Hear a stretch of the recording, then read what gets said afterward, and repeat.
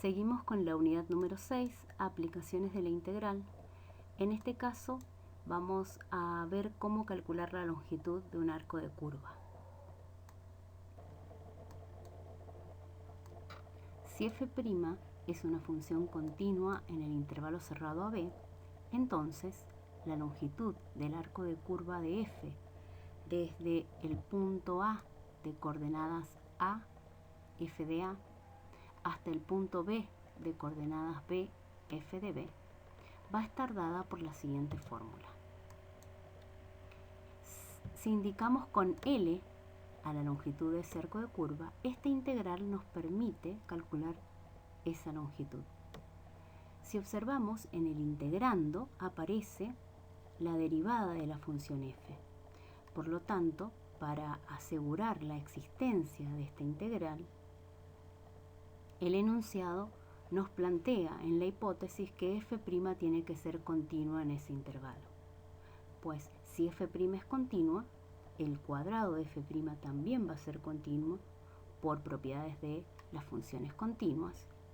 1 es una función continua, la suma de funciones continuas también es continua y la raíz cuadrada de una función continua también es continua. Si una función es continua en un intervalo, sabemos que es integrable en ese intervalo, por lo tanto, esta hipótesis nos permite asegurar que esta integral va a estar definida.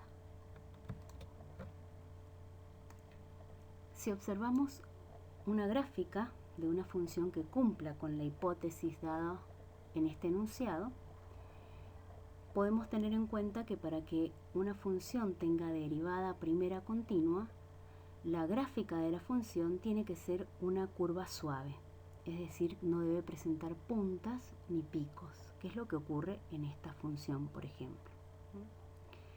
Para poder calcular entonces, dado que esta función cumple con la hipótesis, para calcular la longitud que va desde el punto A hasta el punto B, la longitud de ese arco de curva, podemos hacerlo mediante esta fórmula.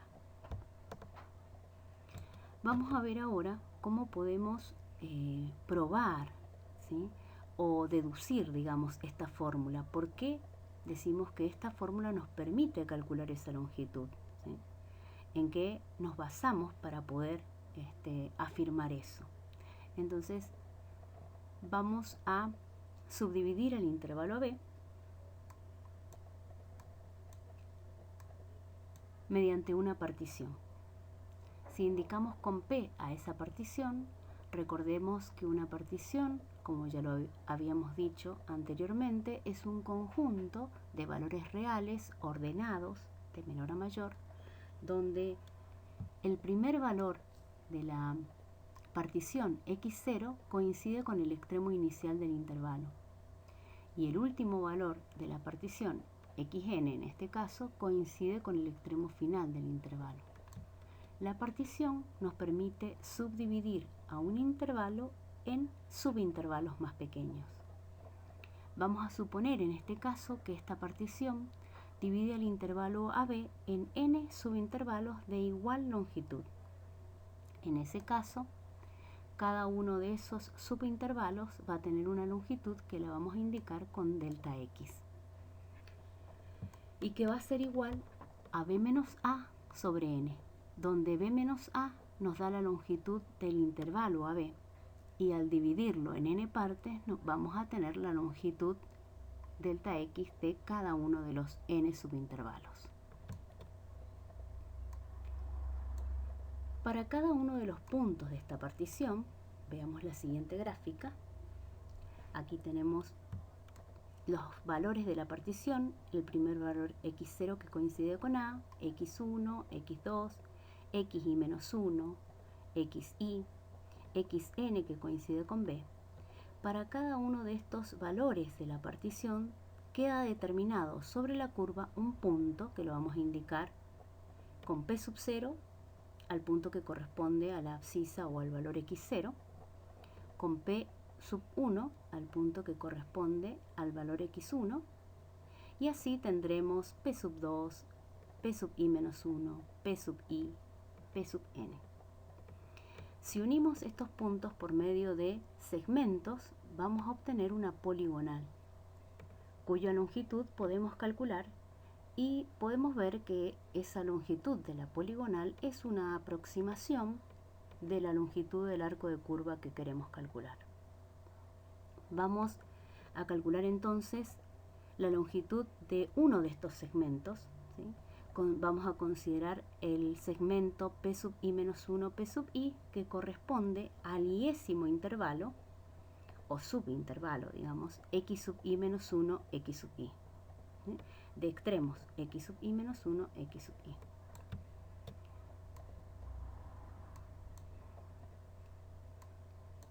Aquí podemos ver ese segmento, el iésimo segmento ampliado, ¿sí?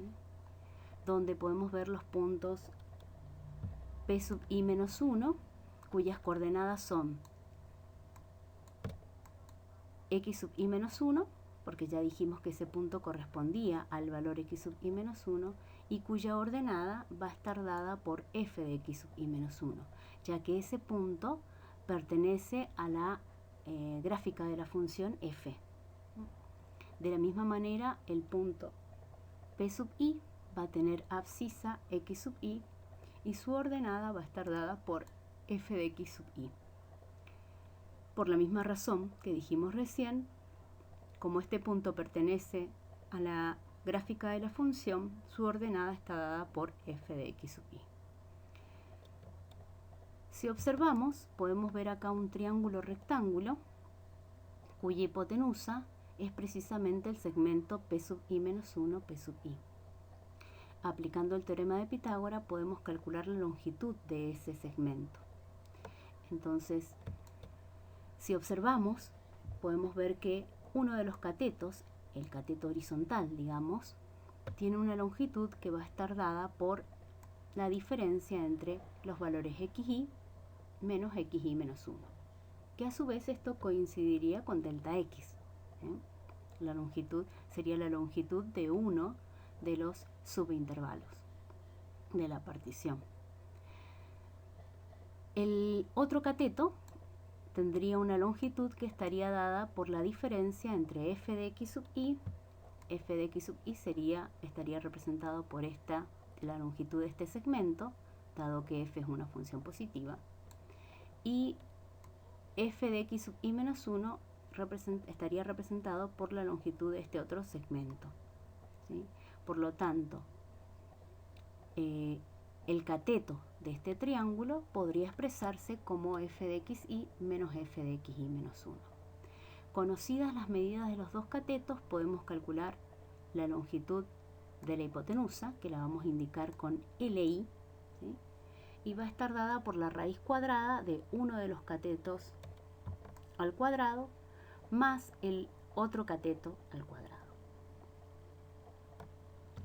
Para poder aplicar aquí el teorema de Lagrange o teorema del valor medio del cálculo diferencial, necesitamos que la función cumpla en nuestro intervalo x sub i menos 1 x sub i la hipótesis del teorema. Y esa hipótesis nos exige que la función f tiene que ser continua en el intervalo cerrado, x sub i menos 1 x sub i, y derivable en el intervalo abierto. Pero por hipótesis, nosotros solo sabemos que f' es continua en el intervalo cerrado AB. Entonces, recordemos, si f' es continua en el intervalo cerrado AB, quiere decir que la derivada existe en cada punto de ese intervalo. Y si la derivada existe en cada punto de ese intervalo, entonces la función f es derivable en ese intervalo, en el intervalo abierto. ¿Por qué hablamos de intervalo abierto? Porque para hablar de derivada la derivada es un límite y necesitamos poder acercarnos al punto en ambas direcciones. Y en los extremos no podemos hacer eso. Entonces sí podemos asegurar que la función es derivable en el intervalo abierto AB. Si es derivable en el intervalo abierto AB, también va a ser derivable en el intervalo abierto x sub i menos 1 x sub i, que está contenido dentro del intervalo abierto AB. Por lo tanto, esta condición sabemos que se cumple. Por otra parte, existe un teorema que nos dice que si una función es derivable en un intervalo, entonces es continua en dicho intervalo. Teniendo en cuenta eso, y como ya habíamos dicho que f era derivable en el intervalo abierto a b, entonces f es continua en el intervalo abierto a b. Y si es continua en el intervalo abierto b, también va a ser continua en el intervalo, ¿sí?, x sub i menos 1, x sub i. ¿Sí? En este caso hablamos de una continuidad en el intervalo cerrado. ¿Sí? Recordemos que en ese teorema la continuidad en los extremos se entiende como una continuidad por derecha para el extremo inicial y una continuidad por izquierda para el extremo final. ¿Sí? Y eso se cumple precisamente porque ya la función es continua en el intervalo abierto a b, que incluye al intervalo cerrado x sub i menos 1, x sub i. Si se cumple entonces la hipótesis del teorema del valor medio, entonces se tiene que cumplir la tesis, es decir, tiene que existir al menos un valor c sub i, lo indicamos con ese subíndice porque es un valor que va a pertenecer al intervalo, al iésimo intervalo, ¿sí?, x sub i menos 1, x sub i, y que para ese valor c sub i se tiene que verificar la siguiente igualdad, es decir, la derivada en c sub i tiene que coincidir con f de xi menos f de xi menos 1 sobre xi menos xi menos 1. Esta expresión también podríamos escribirla de otra manera. Si este denominador que está dividiendo en un miembro lo consideramos multiplicando en el otro, podemos escribir esta igualdad de la siguiente forma. Esta sería otra forma de expresar la tesis del teorema del valor medio aplicado al intervalo xi menos 1, xi. Si ahora reemplazamos esta igualdad en la fórmula de la longitud del segmento iésimo de la poligonal, que estaba dada por la siguiente expresión,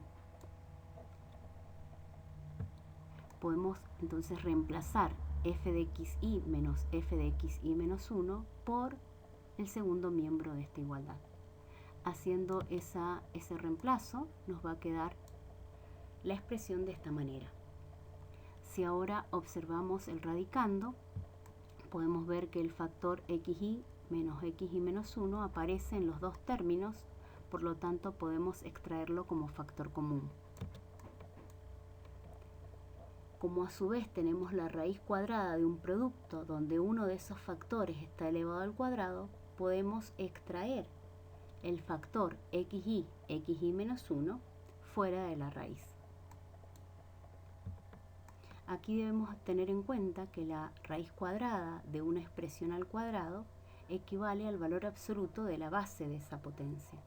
Pero como xi es mayor que xi menos 1, porque son valores de la partición y sabemos que xi se encuentra a la derecha y es mayor que xi menos 1, por lo tanto esto siempre nos va a dar un valor positivo. Las barras de valor absoluto pueden omitirse. Si a su vez tenemos en cuenta que xi menos xi menos 1 nos permite calcular la longitud del iésimo intervalo, y habíamos dicho que todos los intervalos tenían una longitud delta x, entonces podemos reemplazarla y nos va a quedar la longitud del iésimo intervalo como delta x por la raíz de 1 más f' evaluada en c sub i todo al cuadrado. Esta sería entonces la fórmula que nos permite calcular la longitud del iésimo segmento de la poligonal. Si ahora sumamos las longitudes de los n segmentos, vamos a tener la longitud de la poligonal. Esta fórmula nos permite calcular la longitud de la poligonal, ya que en ella estamos sumando las longitudes de cada uno de los n segmentos que la forman, ¿sí?, y varía desde 1 hasta n. Esta suma es una suma de Riemann, ¿sí? Como ya dijimos, la longitud de la poligonal es una aproximación de la longitud de arco que estamos buscando. Si indicamos con L a la longitud de arco de curva y con L poligonal a la longitud de la poligonal, vamos a ver que esta es una aproximación para el cálculo de la longitud del arco de curva. Si tomamos particiones cada vez más finas, es decir, si subdividimos el intervalo AB en una mayor cantidad de subintervalos, es decir, hacemos que n, la cantidad de intervalos, crezca indefinidamente, los puntos P sub i que se determinan sobre la curva también van a aumentar y nuestra poligonal va a estar formada ya no por n segmentos, sino por una cantidad mucho mayor, que va a ir creciendo. A medida que la partición sea más fina, la cantidad de segmentos va a ir aumentando. La cantidad de puntos P sub i sobre la curva van a aumentar. Y la longitud de la poligonal va a aproximarse cada vez más a la longitud del arco de curva que estamos buscando. Veamos la siguiente gráfica. Esta nos muestra qué ocurre si tomamos particiones más finas, es decir, los puntos P sub i que ubicamos sobre la curva van aumentando y si estos aumentan, la longitud de la poligonal se aproxima cada vez más a la longitud del arco de curva. Lo podemos ver en esta última gráfica mejor. Ese comportamiento lo podemos escribir usando el concepto de límite y entonces podemos decir que si las particiones son más finas, o sea, si n tiende a infinito, entonces la longitud de la poligonal, que estaría dada por esta sumatoria, va a aproximarse cada vez más al valor de la longitud del arco de curva que nosotros estamos buscando. Y acá vamos a hacer una aclaración.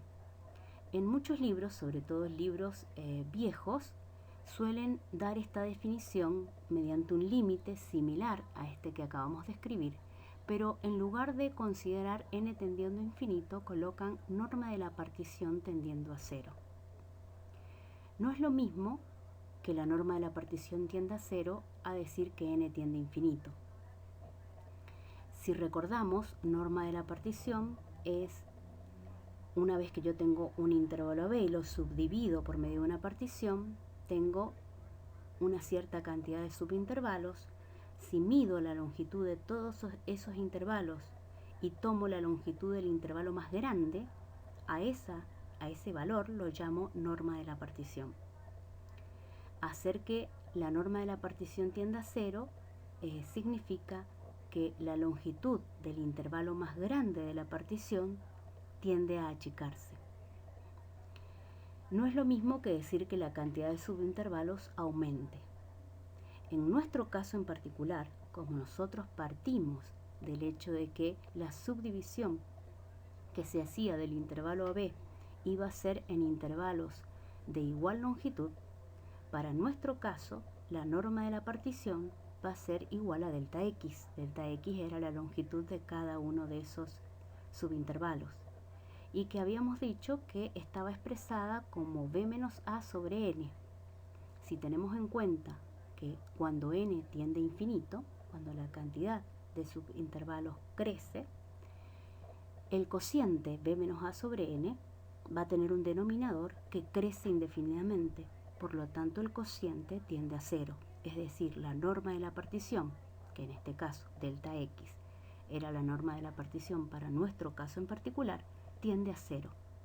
Es decir, que si consideramos que la partición se realiza en intervalos de igual longitud, decir que la norma de la partición tiende a cero es equivalente a decir que n tiende a infinito. Pero no ocurre lo mismo si la partición de la que partimos no tiene subintervalos de igual longitud.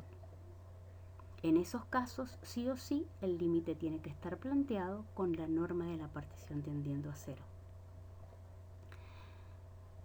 En este caso en particular, entonces dijimos que esta suma que aparece en esta fórmula es una suma de Riemann, por lo tanto, esto que tenemos acá no es otra cosa que una integral definida.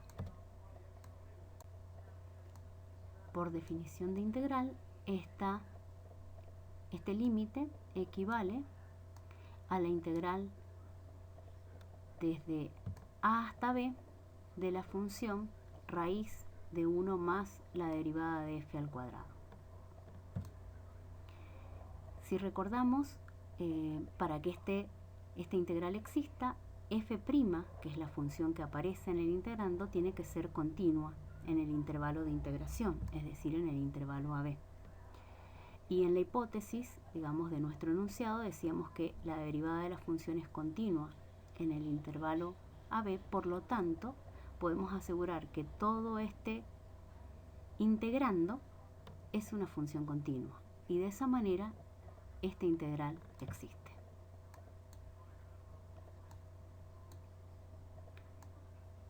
En algunos casos, la curva cuya longitud queremos calcular tiene una ecuación que está expresada en términos de y. O sea, una ecuación de la forma, por ejemplo, x igual a g de y, con y variando entre c y d.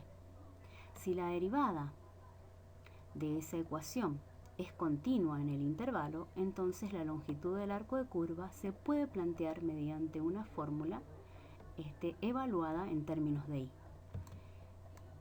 Es decir, mediante la integral desde c hasta d de la raíz cuadrada de 1 más la derivada de g respecto de y al cuadrado, integrado respecto de y. Muchas de las funciones o de las curvas que nos van a dar en los prácticos o que podemos llegar a encontrar en los libros se pueden calcular por cualquiera de estas dos fórmulas, ¿sí? Trabajando con la variable x como variable independiente o trabajando con la variable y como variable independiente. Pero en algunos casos, alguna de estas dos integrales puede ser mucho más complicada, digamos, en su resolución, y en esos casos debemos saber elegir con qué variable trabajar. Veamos ahora un ejercicio. En este ejercicio nos piden calcular la longitud exacta de la siguiente curva en el intervalo 1, 2. La ecuación de esa curva está dada por esta expresión. Como esta ecuación está expresada en términos de x, vamos a intentar aplicar la fórmula que nos permite calcular la longitud de una curva trabajando con la x como variable independiente. Para que esta integral exista, la derivada de la función tenía que ser continua en el intervalo de integración, es decir, en el intervalo 1, 2. Vamos a calcular esa derivada para ver si cumple con la hipótesis que nos exigía la fórmula para el cálculo de un arco de curva. La derivada de esta función va a ser la derivada de x cubo sobre 3 es x cuadrado, la derivada de 1 sobre 4x es menos 1 sobre 4x cuadrado. Esta función es continua, ¿sí?, en el intervalo 1, 2. Esta función es la derivada, por lo tanto la derivada es continua en el intervalo 1, 2. ¿Por qué es continua? Primero, el primer término x cuadrado es una función polinómica y es continua para todos los reales. Por lo tanto, también es continua en el intervalo 1, 2. La función 1 sobre 4x cuadrado es una función racional que es continua para todos los valores reales excepto para 0, que es el valor que anula el denominador. Pero como el 0 no está contenido en este intervalo, entonces la función es continua en el intervalo 1, 2. Y la resta de funciones continuas también es una función continua. Entonces, ya sabiendo que nuestra función cumple con la hipótesis, ¿no es cierto?, del enunciado que nos permite calcular la longitud de una curva mediante esta fórmula, entonces podemos aplicarla. Calculamos el cuadrado de esta derivada, que como tiene forma de binomio, calculamos el cuadrado del binomio como el cuadrado del primer término, x cuadrado al cuadrado es x a la cuarta, el doble producto del primer término por el segundo, que sería 2x cuadrado por menos 1 sobre 4x cuadrado, nos da como resultado menos 1/2, y el cuadrado del segundo término, que va a ser 1 sobre 16x a la cuarta. Si a esto le sumamos 1, el término 1 solo va a afectar a este término, que es el término independiente. Por lo tanto, al sumarle 1 a menos 1/2 nos va a quedar 1/2 positivo. Esta expresión es parecida a esta. Si este polinomio es un trinomio cuadrado perfecto, este también lo es, solo que en lugar de representar una resta elevada al cuadrado, va a ser una suma elevada al cuadrado. Podemos escribir entonces este trinomio como x cuadrado más 1 sobre 4x cuadrado al cuadrado. Calculando la raíz cuadrada, nos va a quedar la raíz cuadrada del binomio al cuadrado. Como ya dijimos, esto es igual al valor absoluto de la base de esa potencia, pero como ambos términos de este paréntesis son positivos, ¿sí?, en el intervalo 1, 2, entonces las barras de valor absoluto se pueden omitir y podemos decir que esta raíz de 1 más y' al cuadrado es equivalente a x cuadrado más 1 sobre 4x cuadrado. Ya tenemos la expresión a la cual equivale toda esta raíz que está en el integrando. Solo nos queda integrar, ¿sí?, desde a hasta b, que sería desde 1 hasta 2. Resolviendo esta integral nos va a quedar la integral de x cuadrado, que va a ser x a la 3 sobre 3, más la integral de 1/4 de 1 sobre x cuadrado, nos queda menos 1/4 por 1 sobre x, ¿sí? Y evaluado en 2 y en 1 nos va a quedar evaluado en 2, 8/3 menos 1/8, y evaluado en 1, 1/3 menos 1/4, de manera tal que la longitud de ese arco de curva va a ser igual a 59/24 unidades de longitud. De esta manera terminamos este tema.